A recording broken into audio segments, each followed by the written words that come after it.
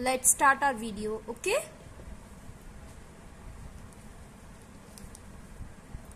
तो हमें first point देखना है कि डिस्टेंस क्या है। वो तो हम देख ही चुके थे, और डिस्प्लेसमेंट क्या था वो भी हम देख चुके थे। अब हम क्या करेंगे, सिर्फ इनके बीच में कुछ बेसिक डिफरेंसेस को देखेंगे। एक था हमारा डिस्टेंस और दूसरा हमारा था क्या, डिस्प्लेसमेंट। है ना गाइस? आप लोग रिवाइज करके तो आए हैं ना? बस आप लोगों को इसी तरीके से रिवाइज करते हुए आना है, और सारे वीडियोस बहुत ही यूजफुल होने वाले हैं, आपको सारा ही कुछ समझ में आने वाला है। तो एक हमारी टर्म थी डिस्टेंस और दूसरी हमारी टर्म थी डिस्प्लेसमेंट। मैं हल्का सा इसको और शॉर्ट में लिख देती हूँ, फिर भी आपको जिससे कि सारा कुछ याद रह जाए। ठीक है, तो डिस्टेंस टोटल पाथ लेंथ थी,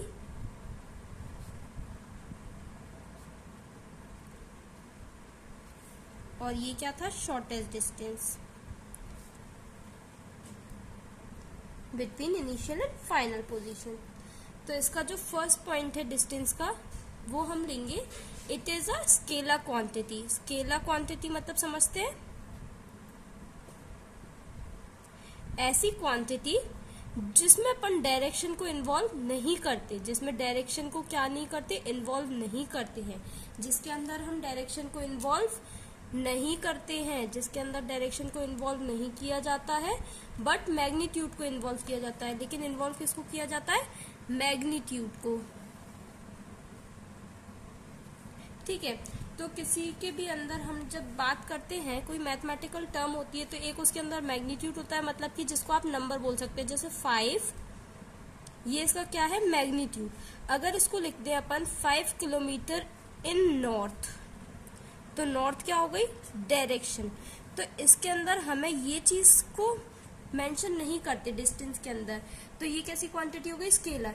इसके अंदर हम सिर्फ मैग्नीट्यूड को इन्वॉल्व करते हैं, जैसे कि 5 डिस्टेंस क्या हो गया, 5 किलोमीटर, ये सिंपल डिस्टेंस हो गया। इसके अंदर नॉर्थ वाला जो टर्म है उसको डिफाइन नहीं करते। नॉर्थ इन द सेंस आप कुछ भी यूज कर सकते हैं, तो बस उसी बारे में बात हो रही है। ये स्केलर क्वांटिटी है, मतलब केवल इसके अंदर मैग्नीट्यूड होता है, डायरेक्शन इन्वॉल्व नहीं होती है। नाउ अभी हम बात करते हैं डिस्प्लेसमेंट की। तो जो डिस्प्लेसमेंट है वो कैसी क्वांटिटी है, that is a vector quantity. Vector quantity मतलब कि both magnitude and direction are considered, दोनों को ही कंसिडर किया जाता है। Both magnitude and direction are considered, मतलब दोनों को ही आप कंसिडर करेंगे, कंसिडर्ड दोनों को ही कंसिडर करेंगे, मैग्नीट्यूड को भी और डायरेक्शन को भी। समझे? तो आप चाहे तो अपने नोट्स जो है वो मेरे साथ के साथ भी बना सकते हैं, और बाद में जब आप रिवाइज कर लें उसके बाद खुद भी सारे पॉइंट्स को 1 बाय 1 लिख सकते हैं।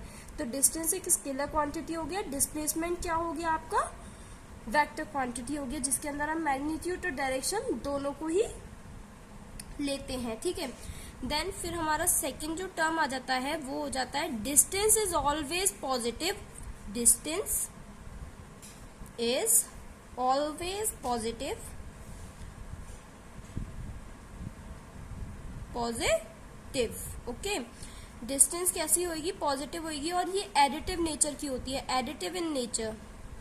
एडिटिव इन नेचर मतलब कि डिस्टेंस हमेशा ऐड होती है। मतलब मान लीजिए कोई इंसान है, कोई भी पर्सन है ABC, वो सपोज 5 मीटर गया अपने घर से बाहर, 5 किलोमीटर गया अपने घर से बाहर, उसके बाद उसको मार्केट जाना पड़ा 10 किलोमीटर, उसके बाद उसको स्कूल जाना पड़ा 15 किलोमीटर। ऐसे सारी जो टर्म आ रही है 5, 15, 10, इन सबको ऐड करते जाएंगे, इसमें कुछ भी सब्ट्रैक्ट नहीं होगा, क्योंकि डिस्टेंस तो टोटल पाथ कवर बोला है ना, तो वो सारा ही ऐड होएगा। तो ये एडिटिव टर्म है और ये हमेशा पॉजिटिव रहती है। जबकि डिस्प्लेसमेंट आपकी, डिस्प्लेसमेंट कैन बी पॉजिटिव, 0 और नेगेटिव। समझ रहे हैं? डिस्प्लेसमेंट जीरो भी हो सकती है, पॉजिटिव भी हो सकती है और नेगेटिव भी हो सकती है। अब इन तीनों को ही मैं आपको वन बाय वन एक्सप्लेन कर देती हूँ कि मैं ऐसा क्यों बोल रही हूँ कि पॉजिटिव, नेगेटिव और जीरो। सपोज यहाँ कोई मतलब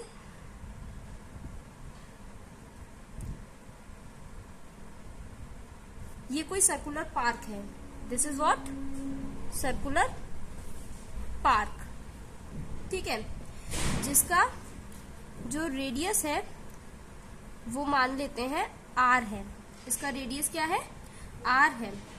और कोई भी पर्सन है a, कोई पर्सन इस पॉइंट पर है, a पॉइंट पर है कोई पर्सन, जो कि क्या है, उसका इनिशियल पॉइंट है। क्या है उसका इनिशियल पॉइंट है। अब वो जो पर्सन है उसको मतलब सुबह रनिंग के लिए डॉक्टर ने बोला हुआ है, तो उसको इस पार्क का एक कंप्लीट राउंड लगाना है। मतलब वो यहाँ से चलता है और इस तरीके से वो यहाँ से ऐसे घूम के आकर और इस फाइनल पॉइंट पर वापस आ जाता है। तो जो उसका इनिशियल पॉइंट है वही उसका क्या हो जाता है, फाइनल पॉइंट। मतलब वो गया और सेम उसी पॉइंट पर आकर वो रुक जाता है। अब मैंने आपको डिस्प्लेसमेंट की डेफिनेशन में ही बताया था कि shortest distance between its initial and final point. अब उसका इनिशियल पॉइंट भी यही है, फाइनल पॉइंट भी यही है, तो आप इनिशियल माइनस जब फाइनल करेंगे तो वो क्या आ जाएगा, जीरो। इसलिए मैंने बोला कि जो डिस्प्लेसमेंट है वो जीरो भी हो सकती है, ठीक है। बट इसी सेम केस में जब आप देखेंगे, ये आपका केस 1 हो गया, जब इनिशियल और फाइनल पॉइंट क्या है, बराबर है, इनिशियल और फाइनल पॉइंट क्या है, इक्वल है, तो डिस्प्लेसमेंट इस केस में जीरो हो गया। लेकिन जब आप डिस्टेंस की बात करेंगे तो डिस्टेंस क्या हो जाएगा, डिस्टेंस तो टोटल पाथ कवर्ड होता है और एडिटिव होता है नेचर में। तो उसने क्या किया, एक सर्कमफेरेंस के बराबर उसने चला, एक बाउंड्री पर चला। तो सर्कल की जो सर्कमफेरेंस होती है, सर्कमफेरेंस ऑफ अ सर्कल, मैं मतलब ऐसे समझ रही हूँ कि आपको इतने बेसिक जो फॉर्मूले हैं मैथ्स के वो आते हैं। अगर किसी को भी कोई भी बात समझ में ना आए तो वो कमेंट में मुझसे ज़रूर पूछ ले, मैं उसके ऊपर भी एक अलग से वीडियो आप लोगों के लिए बना दूंगी, ठीक है। ऐसे हेजिटेट नहीं करना है कि ये तो मेरे को मतलब मैम को क्या लगेगा कि मेरे को इतना भी नहीं आता है। तो आप लोगों को सारी चीज़ें क्लियर करनी है, समझ रहे हैं आप लोग। तो सर्कमफेरेंस क्या होता है, 2πr। तो जो डिस्टेंस हो जाएगा ना, डिस्टेंस भी आपका क्या हो जाएगा, 2πr हो जाएगा, ठीक है, क्योंकि डिस्टेंस तो सारा ही पाथ लेंथ होता है। तो डिस्प्लेसमेंट इस केस में जीरो हो गया, लेकिन जो डिस्टेंस है वो 2πr हो गया है। आप लोगों को समझ में आ रहा है। तो अब जो सेकंड पॉइंट है उसमें मैं आपको दिखाती हूँ कि जो डिस्प्लेसमेंट है वो नेगेटिव कैसे हो सकती है। आपको समझ में नहीं आ रहा होगा कि कोई भी मतलब उसे मेजर करने के लिए नेगेटिव क्या मतलब हो रहा है। तो नेगेटिव चीज आपको केवल क्या बता रही है, उसका साइन बता रही है। नेगेटिव चीज आपको क्या बता रही है, उस चीज का केवल साइन बता रही है। मतलब सपोज कोई पर्सन है, वो इनिशियली इस ए पॉइंट पर है, इनिशियली इस ए पॉइंट पर है और वो यहाँ से 15 किलोमीटर जाता है इधर की साइड। मतलब कि आप इसको इस तरीके से भी समझ सकते हैं, नॉर्थ, साउथ, ईस्ट और वेस्ट डायरेक्शन से। तो ये क्या है, ईस्ट डायरेक्शन में जा रहा है। और आप इसको प्लस आई और माइनस आई वाले कॉन्सेप्ट से भी समझ सकते हैं। मैंने आपको ग्राफ में बता दिया था कि ऊपर की साइड प्लस जे, नीचे की साइड माइनस जे, इस साइड में ईस्ट साइड में प्लस आई और वेस्ट साइड में माइनस आई। बाहर की तरफ अगर आप आएंगे तो प्लस जेड और अंदर की तरफ जाएंगे तो माइनस जेड। तो आप इसको क्या ले सकते हैं, प्लस आई डायरेक्शन ले सकते हैं।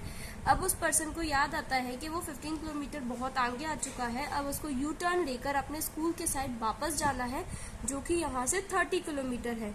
तो वो यहाँ से वापस बैक हो जाता है। मैं पाथ को ट्रेस नहीं कर रही हूँ, फिर आपको दिखाई नहीं देगा, आप समझ जाइए कि इसी पाथ को वो ट्रेस करते हुए वापस पीछे की साइड जाता है और वो उसको यहाँ तक आना है 30 किलोमीटर। तो यहाँ उसको कितना लगेगा, 30 किलोमीटर। तो यहाँ तक अब वो बी पॉइंट पर आ गया 30 किलोमीटर। समझ रहे हैं आप लोग। तो इसका जब डिस्प्लेसमेंट निकालेंगे तो वो इनिशियल और फाइनल पोजीशन के बीच का आएगा। तो वो क्या आ जाएगा, 15 आई कैप माइनस 30 आई कैप, ठीक है। माइनस 30 आई कैप मतलब ये क्या है, माइनस आई डायरेक्शन है ना आपका।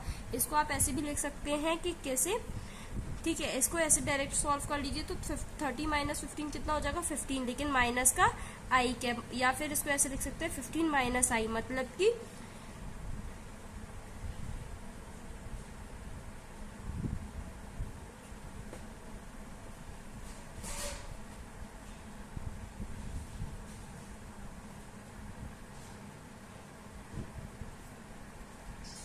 तो ये हो गया 15 माइनस आई कैप और माइनस 15 आई कैप। इसका मतलब है वो 15 किलोमीटर जाता है, लेकिन किस डायरेक्शन में जाता है, वेस्ट डायरेक्शन में। तो ये सिर्फ डायरेक्शन को बताती है माइनस साइन। तो आपको समझ में आया कि डिस्प्लेसमेंट आपका नेगेटिव भी हो सकता है। आई होप गाइज आपको यहाँ तक सारा ही कुछ क्लियर हो रहा होगा। अगर आपको क्लियर नहीं हो रहा है तो आप कमेंट में मुझसे पूछ सकते हैं।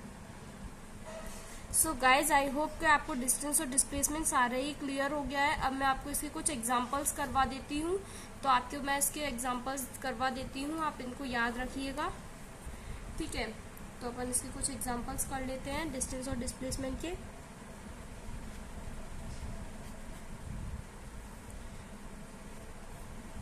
सपोज ये कोई सर्कल है,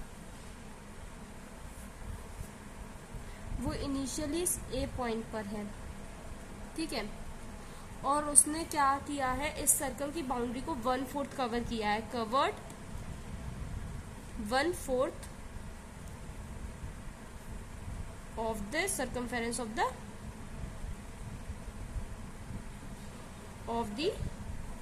सर्कल, ठीक है, और इसका जो रेडियस है वो है r। तो आपको इस क्वेश्चन में क्या निकालना है, पहले डिस्टेंस निकालना है, सेकंड डिस्प्लेसमेंट निकालना है, थर्ड डिस्प्लेसमेंट के मैग्नीट्यूड का और डिस्टेंस का आपको रेशो निकालना है, डिस्टेंस का रेशो निकालना है, समझ में आया। तो आपको ये 3 क्वेश्चन करने हैं। तो सबसे पहले जब आप डिस्टेंस के लिए सॉल्व करेंगे, सपोज आप इसको डिस्टेंस के लिए सॉल्व कर देते हैं, तो डिस्टेंस आपका क्या होता है, डिस्टेंस तो आपका टोटल पाथ कवर्ड हो जाता है, total path covered is known as distance. तो ये जो सर्कल है उसका 1/4 कवर करता है। तो सर्कमफेरेंस की बात करते हैं, जब आप कंप्लीट सर्कल की बात करें, सर्कमफेरेंस और कंप्लीट सर्कल, तो वो क्या हो जाएगा आपका 2πr हो जाएगा, लेकिन 1/4 है, इसका मतलब 4 से आपको इसको डिवाइड करना है, या फिर 1/4 से आप मल्टीप्लाई कर दीजिए तो भी यही आएगा। तो 2 से ये 2 टाइम चला जाएगा, तो πr/2 आपका क्या आ जाएगा, डिस्टेंस आ जाएगा, है ना। अब डिस्प्लेसमेंट की बात करें, किसकी बात करनी है अब हमें, डिस्प्लेसमेंट की।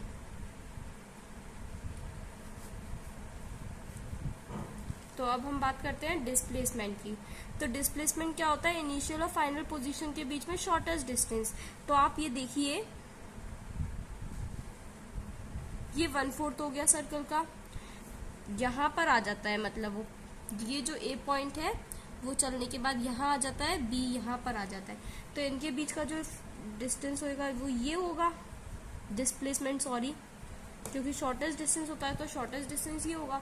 तो देखिए ये भी r है, रेडियस है सर्कल का, और ये भी रेडियस है, तो इसको आप पाइथागोरस थ्योरम से निकाल सकते हैं। हाइपोटेनियस क्या होता है, पाइथागोरस थ्योरम मैं यहाँ बता देती हूँ। हाइपोटेनियस का जो स्क्वायर होता है वो बेस के स्क्वायर के प्लस हाइट के स्क्वायर के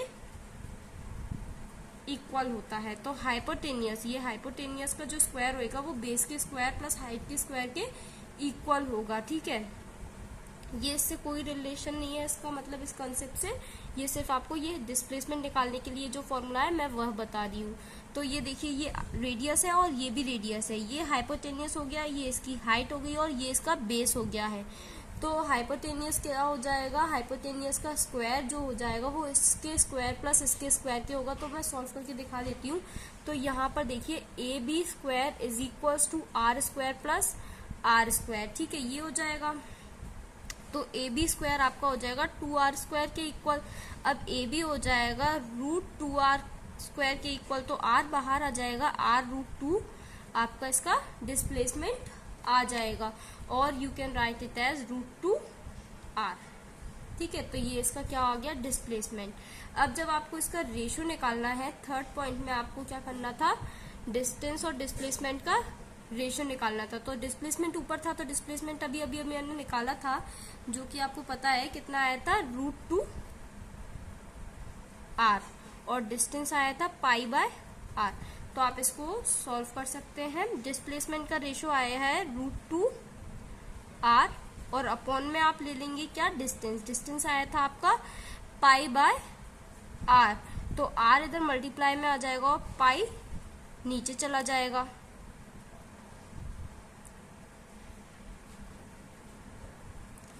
तो ये आपका क्या आ जाएगा, √2r²/π। आप चाहें तो यहाँ पर पाई की वैल्यू रख के इसको और फर्दर सॉल्व कर सकते हैं, लेकिन आप इसको एज इट इज भी छोड़ सकते हैं।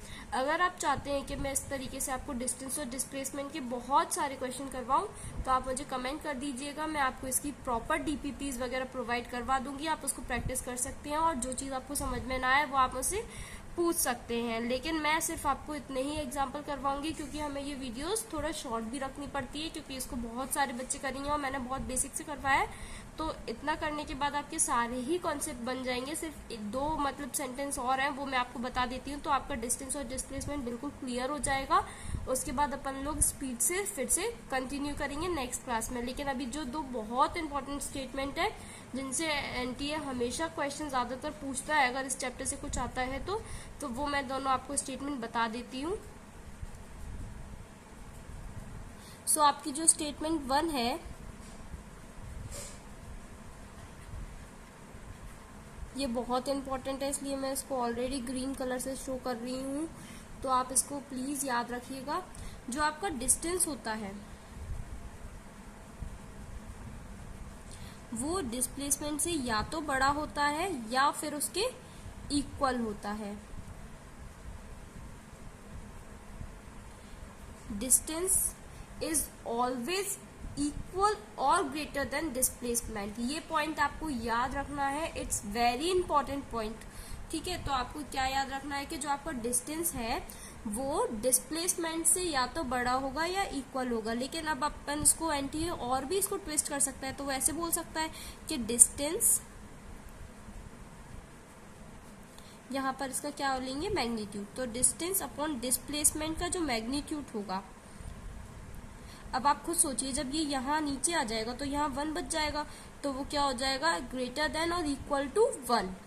ठीक है, अब इसको और भी वो ट्विस्ट कर सकता है, वो क्या करेगा, डिस्टेंस को इस बार यहाँ ले आएगा, तो 1 इज ऑलवेज ग्रेटर और इक्वल टू डिस्प्लेसमेंट का मैग्नीट्यूड अपॉन डिस्टेंस।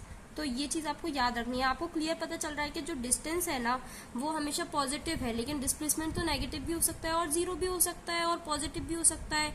तो पॉजिटिव से तो 0 और नेगेटिव छोटा ही है ना, तो आपको याद रखना है कि जो डिस्प्लेसमेंट है वो छोटा होगा डिस्टेंस से, या फिर उसके बराबर भी हो सकता है, क्योंकि यहाँ पॉजिटिव टर्म भी आ रहा है, तो दोनों जब पॉजिटिव पॉजिटिव हो जाएंगे तो दोनों बराबर भी हो सकते हैं, और या फिर डिस्टेंस बड़ा ही होगा, छोटा नहीं होएगा कभी भी। Distance is always greater than और इक्वल टू डिस्प्लेसमेंट। इसको इस दो तरीके से भी लिखा जा सकता है।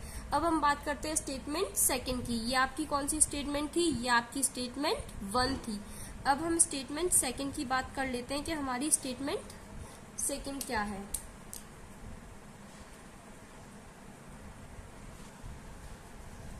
अब हमारी जो स्टेटमेंट सेकंड है